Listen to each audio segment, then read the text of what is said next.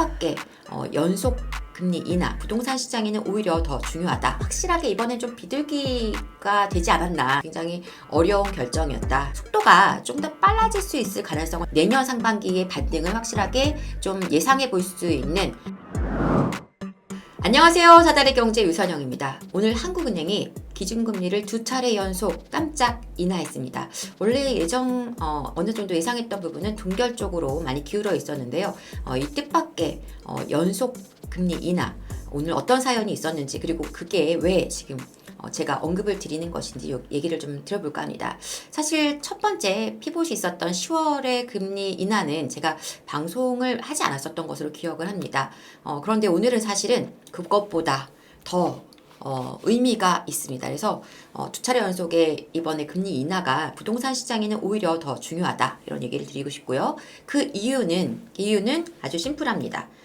바로 내년 상반기 반등이 더 확실해졌기 때문이다, 이렇게 정리를 한번 해보고 싶습니다. 네, 그 이유를 오늘 좀 자세하게 한번 좀 볼까 하는데요. 뭐 한은의 그 방향, 그리고 그 이창용 총재의 코멘트들을 통해서 한번 가볍게 정리해 보도록 하겠습니다. 먼저 그 내용을 간단하게 보면은요, 0.25%포인트 기준금리를 인하를 하면서 3.00%로 2차례 연속, 지난 10월에도 인하가 됐었었죠. 그래서 2차례 연속 금리 인하가 일어났는데요.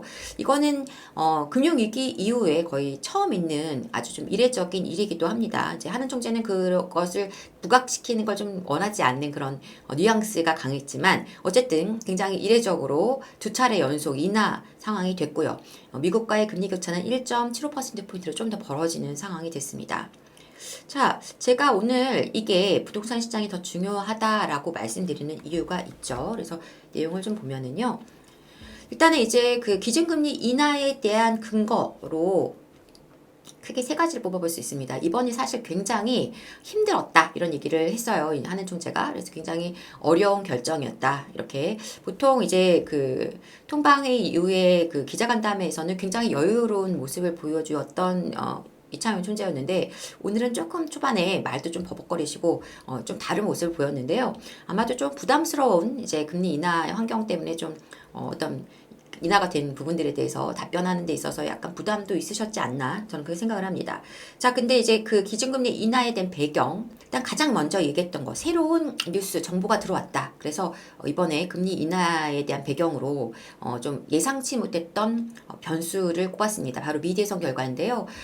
공화당이 뭐 트럼프 대통령을 비롯해 상하의원 다 공화당이 장악하는 레드 스왑에 대한 이야기를 했어요. 그래서 그런 부분, 그리고 두 번째, 그럼에 따라서 그런 대외적인 환경이 좀 불확실성이 확대된 부분과 더불어서 수출 증가세가 격감했다. 물론 지금 수출이 굉장히 계속 꾸준하게 좋은 모습을 최고치를 찍어주고 있지만, 어쨌든 증가세가 격감한 것은 향후 내수에 미칠 영향을 좀 고려해야 되지 않을까, 이런 부분을 짚었습니다. 그리고 마지막으로 그동안에 계속 금리 인하에 약간 장애 요소로 집었던 이 가계부채 리스크가 관리가 되고 있다. 그래서 주택가격이 안정되고 가계대출에 대한 어떤 그 거시건전성 정책, 규제가 잘 작동하고 있다라고 얘기를 하고 있습니다. 그래서 이 세 가지 요소 때문에 금리를 인하했다라는 것이 핵심이고요. 좀 내용들, 언급된 내용들을 보면은요, 확실하게 이번엔 좀 비둘기가 되지 않았나, 지금 비둘기가 쳐다보고 있군요. 네, 비둘기가 되지 않았나 생각하는데요. 그 이유가 그 코멘트들에서 좀 확인할 수 있습니다. 좀 읽어보면은요, 저희가 인플레이션을 잡는 과정에서 이자율이 굉장히 올라갔기 때문에 이자율은 하락 추세에 있는 거다.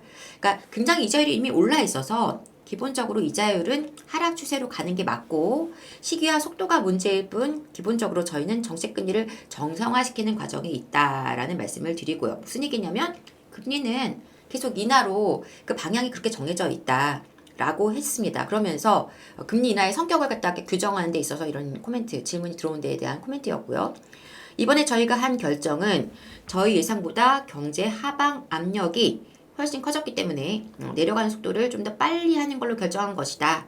결국은 지금 약간 그 환율에 대한 부담을 사실 굉장히 안고 있음에도 불구하고 외환 보유고가 탄탄하고 또 굉장히 잘 관리할 수 있다. 그리고 환율의 어떤 그 수준보다는 그 변동성이 더 중요한데 그 부분에 있어서는 잘 관리가 가능하다라는 판단 하에 이렇게 여러 가지 금리 인하에 대한 방향을 잡게 됐다라는 것인데 경제 하방 압력이 더 크다라는 거죠. 그래서 금리 인하에 대한 속도가 좀 더 빨라질 수 있을 가능성을 열어두고 있습니다. 이게 굉장히 중요한 거죠. 그래서 굉장히 비줄기적인 어떤 분위기라고 할 수가 있겠고 굉장히 이제 조심스러웠던 발언에서 조금 더 강한 발언들이 나오고 있습니다. 그래서 이런 부분이 지금 이번에 금리 인하 발표 내용에서 많이 읽을 수 있는 내용이고요.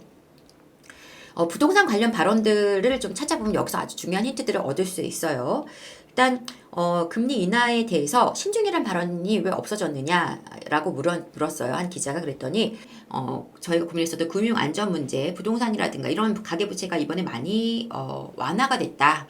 이 부분을 굉장히 중요하게 언급하고 있어요. 항상 늘 중요하게 생각하고 있죠. 그리고 두 번째로는 11월에는 가계부채가 한 5조 원대에서 유지될 것 같다. 왜냐면 지금 부채가 뭐 이사철이 맞아서 좀 증가할 수 있지만 12월에는 하향 추세가 있을 것이다.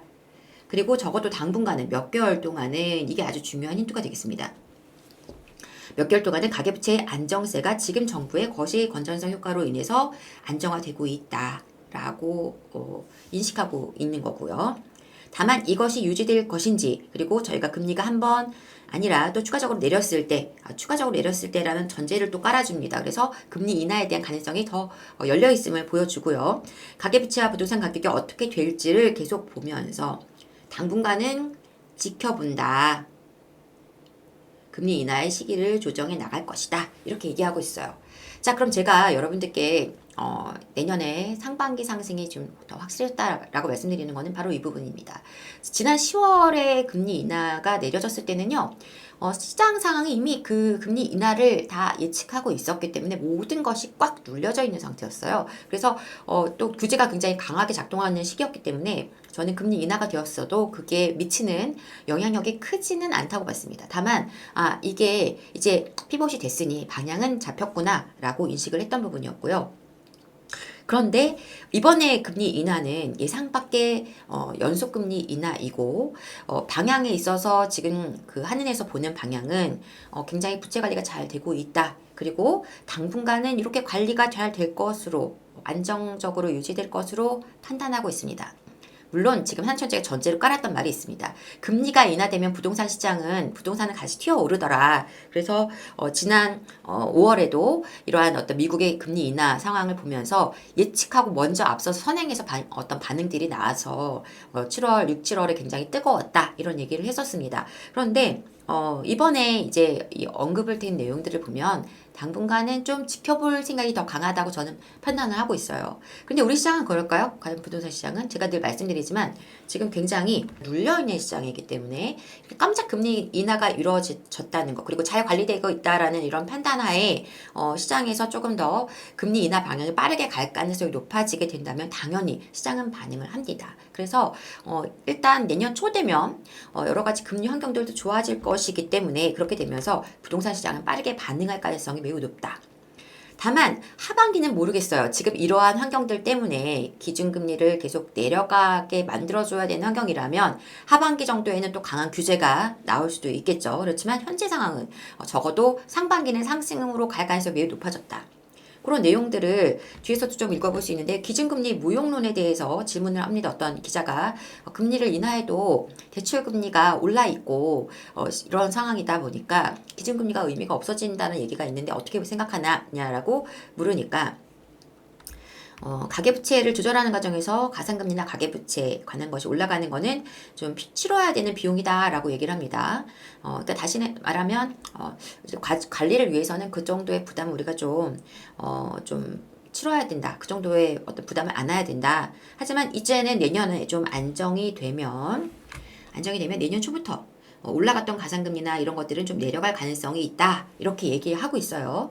그래서 이 얘기는 뭐냐면 금리의 어떤 환경들도 지금보다는 좀 좋아지겠구나 라고 예상할 수 있죠. 물론 여기에다가 이런 것들로 인해서 내년에 이제 1, 2월, 3월에 어떤 시장의 움직임들이 조금씩 감지된다면, 물론 이 정부는 아주 빠르게 예민하게 보지 않을 겁니다. 지금이 많이 눌려 있었기 때문에 조금씩 움직이는 걸 저희는 파악하고 저는 파악해서 여러분들께 빠르게 공유할 수 있겠지만, 시장에서 나타나는 효과는 한 또 지난 작년 올해 봄처럼 한 3월, 4월 넘어가야지 좀 적극적으로 확인이 될 거거든요. 그래서 5월, 6월 분위기를 보면서 하반기 시장에 대한 어떤 규제가 좀 더 강화될 수 있는 환경이라고 저는 판단하고 있어요.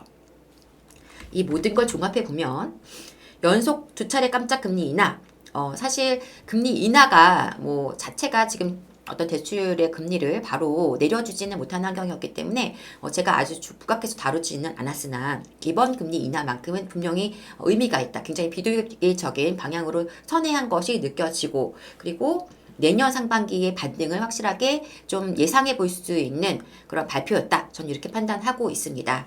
자, 여러분, 시장에 대한 여러 가지 견해들이 난무하고 있습니다. 하지만 제가 보는 내년 시장은 그렇게 어둡지 않습니다. 부디 이 시장을 좀 잘 차분히 관찰하시되 시장에서 일어나는 이런 예측되는 변화들 여러분들도 좀 귀를 기울이셨으면 좋겠고요. 좀 긍정적인 마음으로 좀 여유롭게 지켜보셔도 되지 않을까 생각합니다. 자, 지금까지 사다리 경제 유선영이었습니다. 감사합니다.